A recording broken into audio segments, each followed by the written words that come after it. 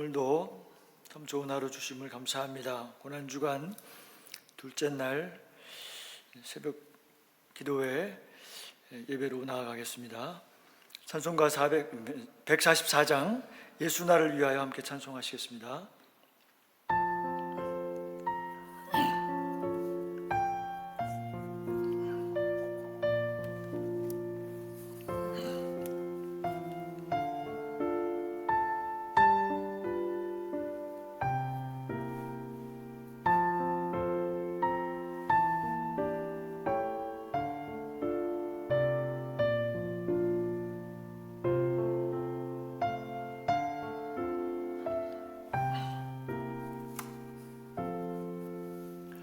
예수 나를 위하여 십자가를 질 때 세상 죄를 지시고 고초당하셨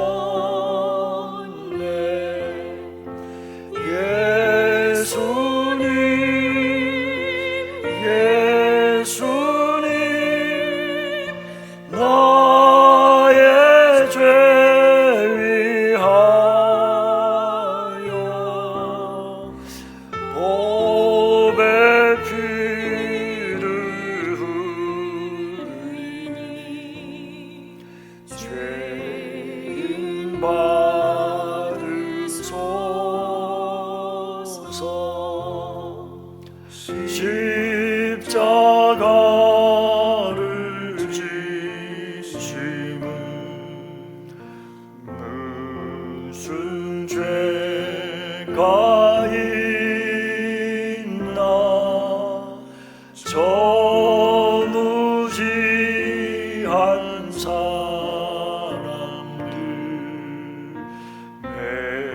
메시아 죽여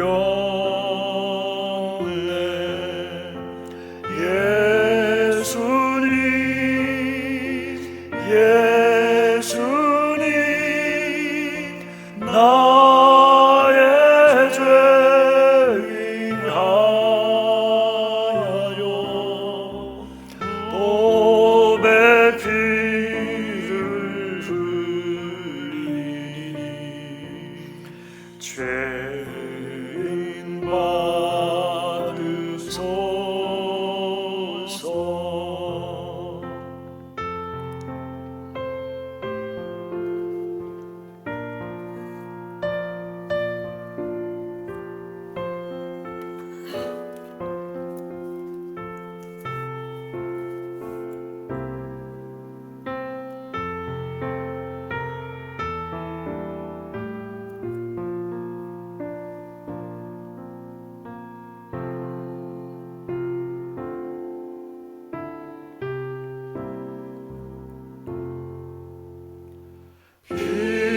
이와 같이 묻는 죄 없는 이가 없네. 십자가의 공로로 능과 같이 나의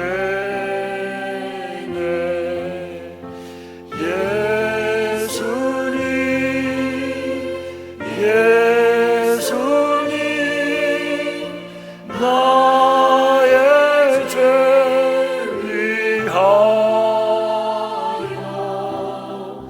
보배 피를 흘리니 죄인 받으소서.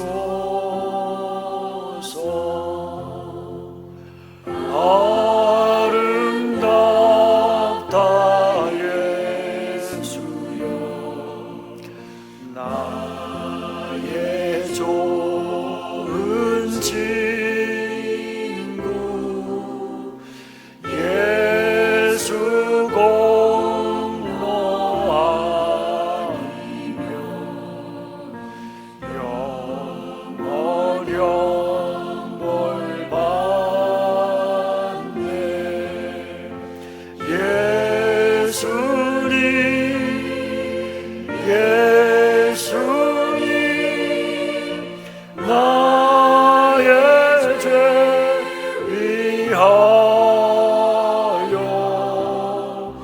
보배 피를 흘리니 죄인 받으소서.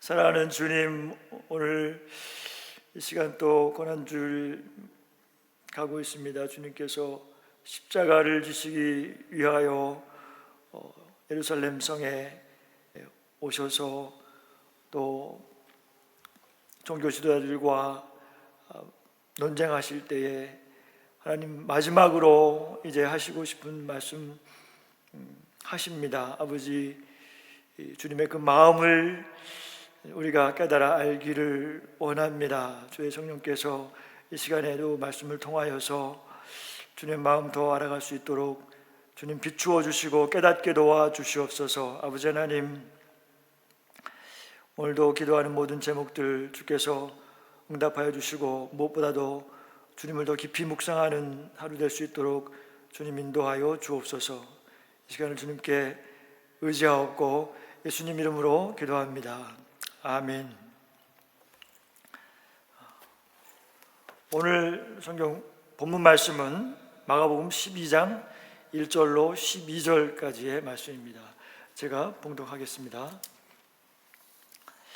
예수께서 비유로 그들에게 말씀하시되 한 사람이 포도원을 만들어 산 울타리로 두르고 즉 짜는 틀을 만들고 망대를 지어서 농부들에게 새로 주고 타국에 갔더니 때가 이름에 농부들에게 포도원 소출 얼마를 받으려고 한 종을 보내니 그들이 종을 잡아 심히 때리고 거저 보내었거늘 다시 다른 종을 보내니 그의 머리에 상처를 내고 능욕하였거늘 또 다른 종을 보내니 그들이 그를 죽이고 또 그 외 많은 종들도 더러는 때리고 더러는 죽인지라.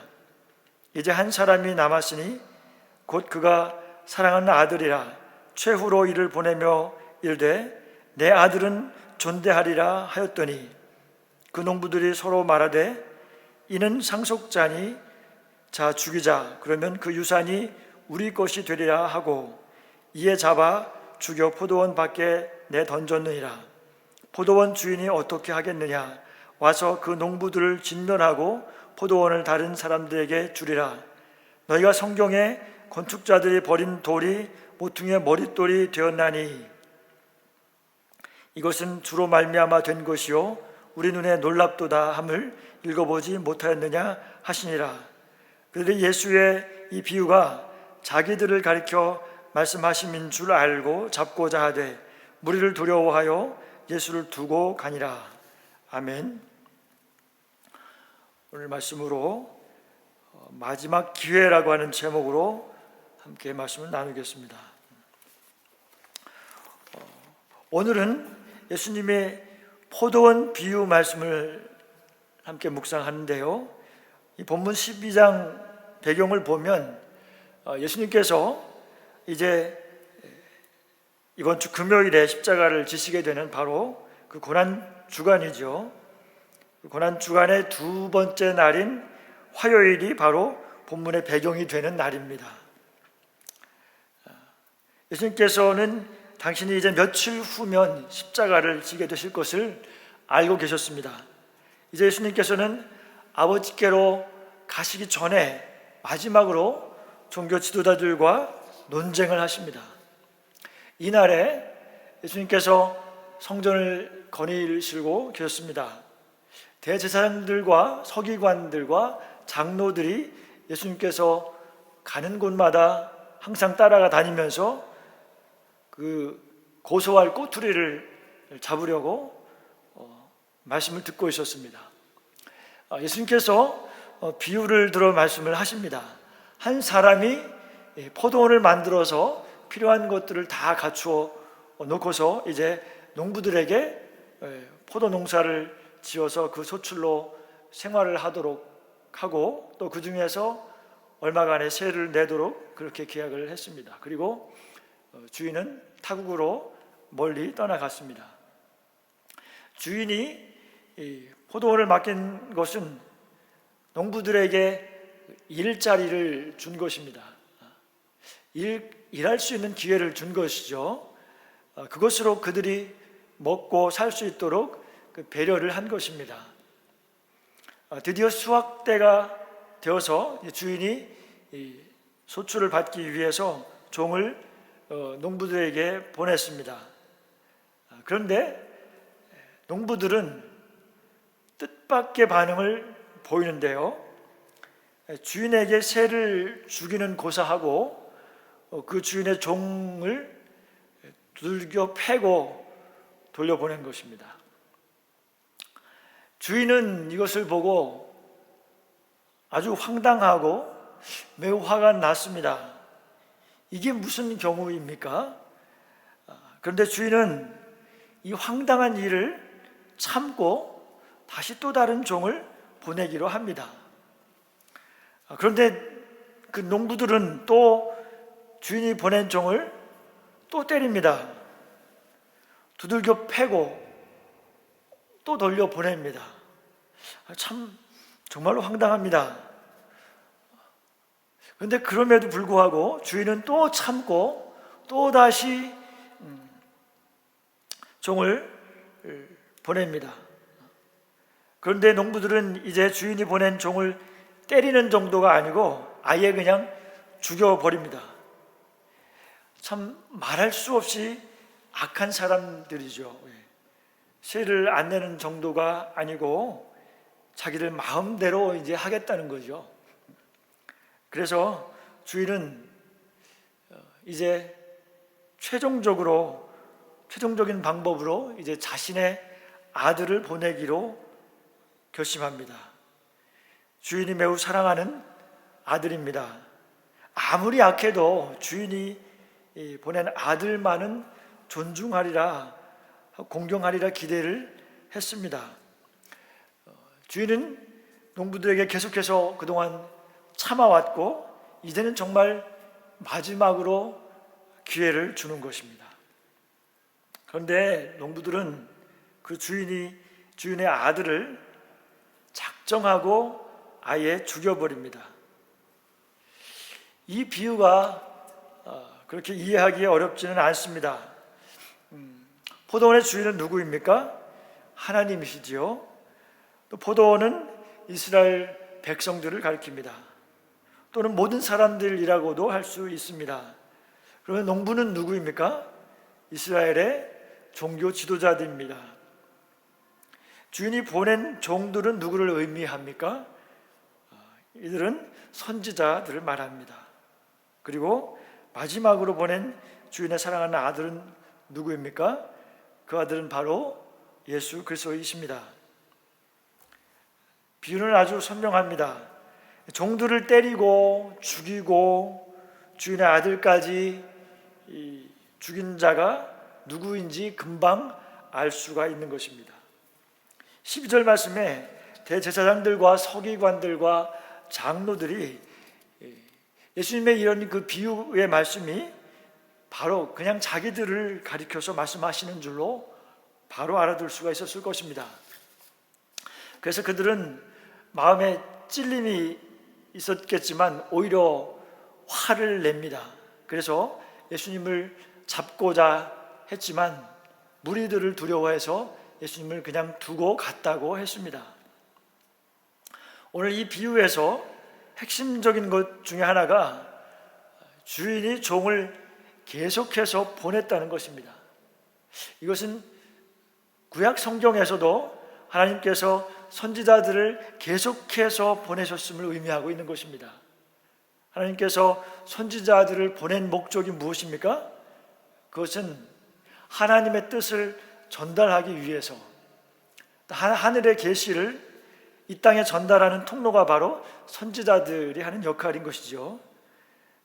이스라엘을 향한 하나님의 마음을 선지자들 통하여 드러내시고 보여주셨다는 겁니다. 선지자들이 그 메시지 속에는 이 징계와 심판의 메시지가 많았습니다. 그렇지만 그 메시지는 항상 심판과 징계로 끝나는 것이 아니라 그 안에는 하나님의 사랑과 관심이 포함되어 있었던 것입니다. 백성들이 그 메시지를 통해서 회개하고 돌아오기를 바랬던 것입니다. 참 하나님의 선지자들은 구약에서 볼 때에 항상 그 백성들에게 배척을 받아온 것을 볼 수가 있습니다. 오늘 비유의 말씀처럼 그 백성들에게 그 두들겨 맞고 또 상하고 또 죽기도 하고 그렇습니다. 참 선지자들은 하나님의 뜻을 하나님께로부터 받은 그대로 백성들에게 전달하는 역할을 해야 하는 사람들입니다. 백성들의 죄를 지적하기도 했지만 아울러서 백성들에게 또 소망을 전하기도 했습니다. 대체로 이 선지자들은 그 이스라엘의 그 위기의 시대에 활동을 하였습니다. 그래서 회개하지 않으면 하나님께서 심판할 것이다 라고 경고를 하고, 또 회개하지 않으면 미래에 이런 일들이 닥쳐올 것이라고 경고를 합니다. 그리고 그것을 선포하는 것입니다. 사람들은 그 회개하라는 그 메시지를 좋아하지 않습니다. 그리고 좋은 말만 해주기를 원합니다. 그럼에도 불구하고 하나님의 말씀하신 그 심판의 메시지를 그대로 전해야 하는 것입니다. 그래서 참 선지자들과 백성들은 상당히 충돌하는 일이 많습니다. 구약의 그 선지자들 가운데 예레미야 같은 선지자는 가장 대표적인 그 독한 시련을 당한 선지자입니다. 예레미야는 여호와의 말씀을 전하다가 옥에 갇히기도 하고 또 때로 얻어맞기도 하고 결국은 죽임을 당하게 됩니다. 오늘 예수님의 비유와 똑같습니다. 신약에 등장하는 선지자가 누가 있습니까? 세례 요한이 있지요. 예수님이 오시기 전에 마지막 선지자입니다. 세례 요한은 회개하라고 광야에서 외치는 자의 소리라고 했습니다. 세례 요한은 누구입니까? 주인이 마지막으로 이 세상에 보낸 종입니다. 세례 요한은 강력하게 저항을 받았습니다. 종교 지도자들이 듣기 싫은 하나님의 말씀을 전했기 때문입니다. 그래서 세례 요한도 결국에는 감옥에서 목이 잘려 죽게 되었습니다. 이렇게 하나님의 종들은 그 선지자들을 때리고 죽였지만 하나님께서는 바로 그들을 응징하지는 않으셨습니다. 왜 그렇게 악한 인간을 그렇게 질질 끄시고 왜 심판하지 않으시는 걸까요? 그런데 오늘의 본문은 악에 대해서 그렇게 적극적으로 심판하지 않는 것을 또 보여주고 있습니다. 하나님은 오래 참으십니다. 우리가 바로 그 농부들과 같은 것입니다. 하나님의 인내가 이렇게 인내하심이 없었다면 우리 모두는 살아남을 자가 없었을 것입니다. 하나님께서는 우리 사람들이 회개하고 하나님께로 돌아와서 구원받기를 원하십니다. 그렇다고 해서 하나님의 인내를 잘못 이해하면 안 됩니다. 인내라는 말 안에는 언젠가 끝이 있다는 의미가 포함되어 있는 것이지요. 오늘 비유의 절정은 무엇인가 하면 주인이 마지막으로 보낸 아들입니다. 악한 자들이 그 아들마저 죽임으로써 그 아들의 죽음은 이 비유의 클라이막스가 됩니다. 그런데 농부들은 그 주인이 보낸 아들을 아예 죽여버린 것입니다. 이제 갈 때까지 간 것이죠. 아들을 죽이는 사람들의 의도를 보면 그 의도가 아주 악합니다. 농부들의 의도는 매우 분명했습니다. 12장 7절 8절 말씀입니다. 그 농부들이 서로 말하되 이는 상속자니 자 죽이자. 그러면 그 유산이 우리의 것이 되리라 하고 이에 잡아 죽여 포도원 밖에 내던졌느니라. 주인을 주인으로 인정하고 싶지가 않았던 것입니다. 자신들이 주인이 되고 포도원의 주인이 되고 싶었던 것이지요. 그래서 아들을 죽여서 포도원 밖으로 내던져 버립니다. 이것은 참 아주 최악인 것입니다. 그래도 아들만은 존중할 줄 알았는데, 그런데 그 아들마저 무참하게 죽이고 말았습니다. 여기서 우리는 십자가를 만날 수 있게 됩니다. 십자가는 무엇입니까? 그것은 하나님의 선의와 하나님의 공의를 인간이 반역으로 반응하고 처참하게 하나님을 거절한 사건입니다. 하나님의 사랑이 아주 철저하게 거부를 당한 것입니다. 아들을 죽였다는 것은 무엇을 의미합니까? 그동안 종을 때리고 또 죽였습니다. 그래도 그것은 용서할 수가 있었습니다. 그러나 아들을 죽인 것은 그 의미가 완전히 다른 것입니다. 아들을 죽였다고 하는 것은 아들의 아버지를 죽였다는 것과 같은 것입니다. 그것은 아주 갈 때까지 간 것입니다. 그것은 이제 돌이킬 수 없는 데까지 끝까지 간 것입니다. 다른 것은 다 거부해도 괜찮았습니다. 그런데 모든 것에 반역하고 거역한 것도 용서할 수 있지만, 그런데 이제 하나님의 편에서 물러설 수 없는 지점까지 간 것입니다.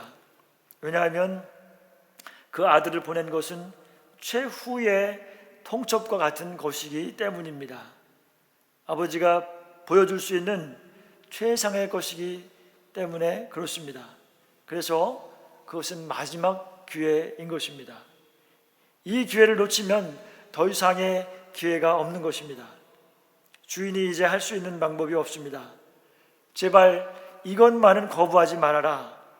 다른 것은 다 괜찮아. 지금까지 어떻게 살아왔든 상관없지만, 근데 아들만은 거부하지 말아라 하는 마음인 것입니다. 여러분, 이 비유는 이스라엘과 당시 종교 지도자들에 대한 고발장은 아닙니다. 우리 모두에게 말하고 있는 것입니다. 이 안에 복음이 들어있는 것입니다. 아들을 보낸 하나님 아버지의 마음이 들어 있습니다. 하나님은 기회를 주시고 또 주시는 분이십니다. 여러분, 이 본문의 비유에서 포도원 주인의 숨겨진 감정을 우리가 읽어야 합니다. 처음 농부들이 종을 때리고 보냈을 때에 사실 그냥 두고 볼 수가 없었을 것인데, 그 주인은 인내하고 또 인내해서 또 다른 종을 보내고 계속적으로 보내는 종들을 보냈는데, 농부들은 계속해서 때리고 죽였습니다. 이 이야기 안에서 우리는 놓치지 말아야 할 것은 바로 하나님의 마음인 것입니다. 근데 여러분, 이 인내라는 말 안에는 끝이 있다는 것을 뜻하는 것입니다. 인내의 끝은 심판인 것입니다. 사랑하는 아들을 보내신 아버지는 최선을 다했습니다. 하나님은 우리의 구원을 위해 사랑하는 독생자까지 아끼지 않고 내어 놓으셨습니다. 최고의 선물인 것입니다. 하나님이 할 수 있는 모든 것을 쏟아 붓는데 거기에 대한 인간들의 반응은 무엇입니까? 그 아들을 죽여버린 것입니다. 그들은 최후의 기회를 놓치게 됐습니다. 이제 심판만이 남았습니다. 내가 무엇을 거절하는지 모르고도 거절하는 것입니다. 영적인 무지가 얼마나 무서운 줄 모릅니다. 망하는 줄도 모르고 망하는 것입니다.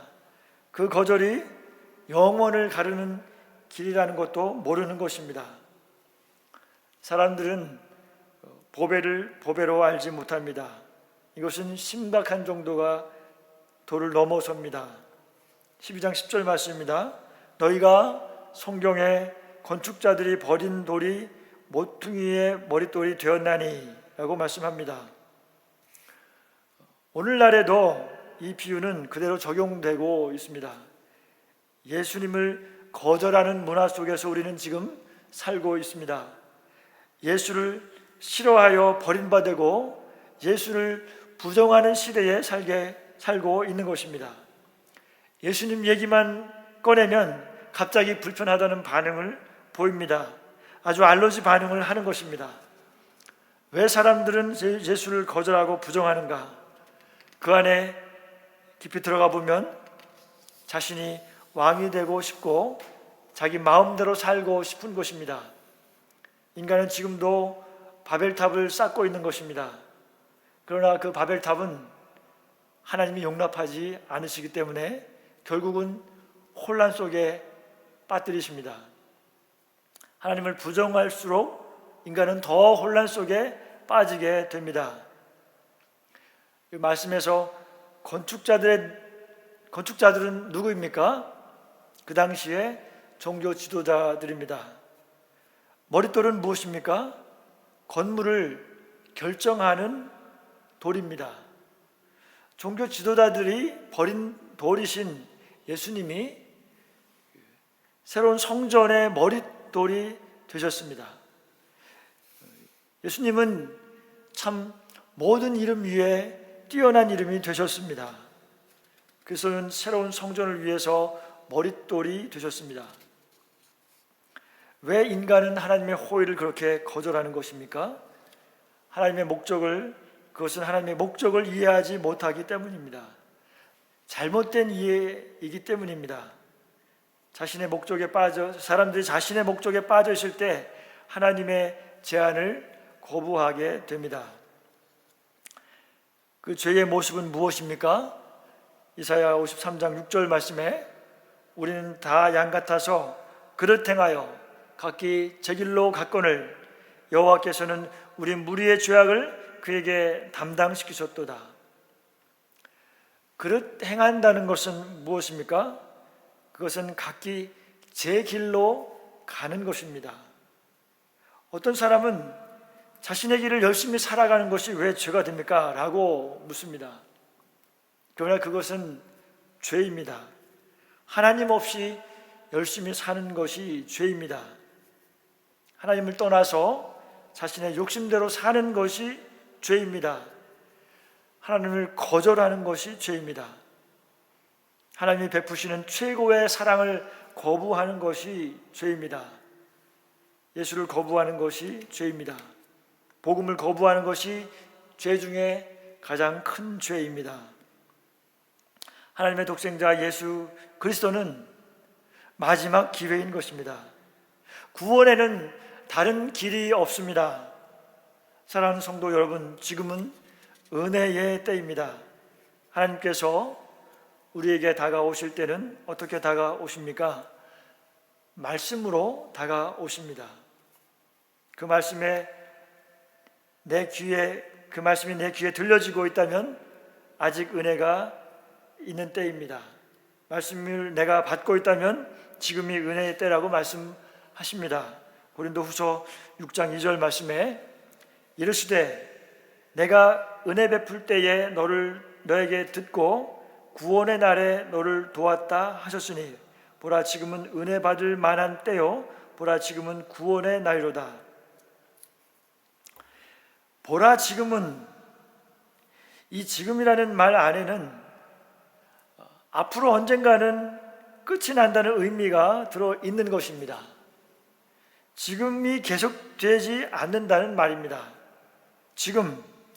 그러므로 지금이라는 말이 중요합니다. 아직 하나님의 은혜가 작동되고 있는 때인 것입니다. 그러나 곧 끝이 올 것이다 라는 의미입니다. 곧 심판의 날이 도래할 것입니다. 성도 여러분, 우리는 이 비유에서 하나님의 마음을 읽어야 합니다. 예수님의 비유를 듣는 백성들이나 제사장들이 다 돌아오기를 바라셨습니다. 그러나 그들은 예수님을 죽이기 위해서 구체적으로 모의에 들어가기 시작했습니다. 이런 걸 볼 때에 중요한 것은 말씀을 듣고 난 다음에 반응이 중요합니다. 말씀의 빛이 비추어질 때 우리의 죄가 드러납니다. 그러면 회개하는 사람이 있는가 하면 어떤 사람은 더 강팍해지는 사람이 있습니다. 우리는 우리의 죄를 위하여 십자가를 지신 주님을 우리의 삶의 모든 영역의 주인으로 모시기를 축원합니다. 사랑하는 성도 여러분, 예수님의 오심은 그야말로 잔치집이 열린 것과 같습니다. 누구든지 그 앞에 나오기만 하면 기쁨이 회복되고 구원을 경험하고 죄사함을 받으며 변화가 일어나고 생명을 얻는 역사가 일어납니다. 우리는 그분 앞에 나와 기쁨으로 예배를 드릴 수 있으니 참으로 크신 은혜입니다. 예배는 잔치와 같습니다. 예배는 우리의 기쁨입니다. 예배를 통하여 우리의 생명이 살아나는 것입니다. 우리가 받는 그 크신 은혜, 그 크신 구원을 또 다른 사람들에게도 전해야 하지 않겠습니까? 우리가 사랑하는 사람들, 우리의 이웃들에게도 이 마지막 기회를 주어야 하지 않겠습니까? 오직 예수 그리스도만이 길이요 진리요 생명입니다. 사랑하는 화미교회 성도 여러분, 유일하신 생명의 빛이신 주님께 기쁨으로 예배를 드립시다. 사랑하는 가족과 이웃에게 하나님의 사랑을 전합시다. 저와 여러분을 통하여 성령님께서 역사하여 주시기를 예수님의 이름으로 축복합니다. 주기도문 하심으로 예배를 마치겠습니다. 하늘에 계신 우리 아버지여, 이름이 거룩히 여김을 받으시오며 나라가 임하옵시며 뜻이 하늘에서 이루어진 것 같이 땅에서도 이루어지이다. 오늘날 우리에게 일용할 양식을 주옵시고 우리가 우리에게 죄 지은 자를 사하여 준 것 같이 우리의 죄를 사하여 주옵시고 우리를 시험에 들지 말게 하옵시며 다만 악에서 구하옵소서. 대개 나라와 권세와 영광이 아버지께 영원히 있사옵나이다. 아멘.